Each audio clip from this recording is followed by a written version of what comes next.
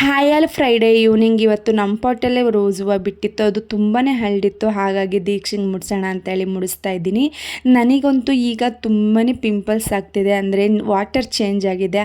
ಹಾಗಾಗಿ ನನಗೆ ಪಿಂಪಲ್ಸ್ ಆಗ್ತಿದೆ. ಕಾವೇರಿ ವಾಟರ್ ಯೂಸ್ ಮಾಡ್ತಿದ್ದೆ ಮುಂಚೆ ಹಳೆ ಮನೇಲಿ. ಈಗಿರೋ ಮನೆಯಲ್ಲಿ ಉಪ್ಪು ನೀರು. ಹಾಗಾಗಿ ನನಗೆ ಪಿಂಪಲ್ಸ್ ಮಾರ್ಕ್ ಎಲ್ಲ ಇದೆ. ಹಾಗಾಗಿ ಮನೆಯಲ್ಲೇ ಫೇಸ್ ಪ್ಯಾಕ್ ಮಾಡ್ಕೊಳ್ಳೋಣ ಅಂತ ಹೇಳಿ ರೆಡಿ ಮಾಡ್ಕೊತಾ ಇದ್ದೀನಿ. 1 ಸ್ಪೂನಷ್ಟು ಕಡಲೆ ಹಿಟ್ಟು, ಹಾಗೆ ಜೇನುತುಪ್ಪ ಮತ್ತು ಮೊಸರು ಮತ್ತು ಕಸ್ತೂರಿ ಅರಿಶಿನ ಸೇರಿಸಿ ಮಿಕ್ಸ್ ಮಾಡಿ ಹಚ್ಕೊತಾ ಇದ್ದೀನಿ. ಈ ಪ್ಯಾಕ್ ಅಂತೂ ತುಂಬಾ ಚೆನ್ನಾಗಿ ಕೆಲಸ ಮಾಡುತ್ತೆ. ಪಿಂಪಲ್ಸ್ ಆಗೋದನ್ನ ಕಡಿಮೆ ಮಾಡುತ್ತೆ. ಹಾಗೆ ಇದರಲ್ಲಿ ಮೊಸರು ಹಾಗೆ ಜೇನುತುಪ್ಪ ಹಾಕಿರೋದ್ರಿಂದ ಸ್ಕಿನ್ ಕೂಡ ಗ್ಲೋ ಆಗುತ್ತೆ. ತುಂಬಾ ಚೆನ್ನಾಗಿ ಸ್ಕಿನ್ ಕೂಡ ಗ್ಲೋ ಆಗುತ್ತೆ. ನೀವು ನೋಡ್ತಿರ್ಬೋದು ವಾಶ್ ಮಾಡಿದ್ಮೇಲೆ ಎಷ್ಟು ಚೆನ್ನಾಗಿ ಕಾಣಿಸ್ತಿದೆ ಅಂತ ಹೇಳಿ.